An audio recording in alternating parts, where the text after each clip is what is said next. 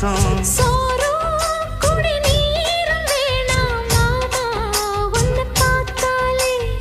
ஆறும்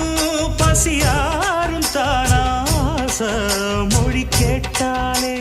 ஒன்ன பிரிஞ்சிருக்க தன்னன் தனிச்சிருக்க அம்மம்மாடி அப்பப்பாடி என் மனசு ஒத்துக்காது செந்தூர பாண்டிக்கோரு சோடி கிளி கூ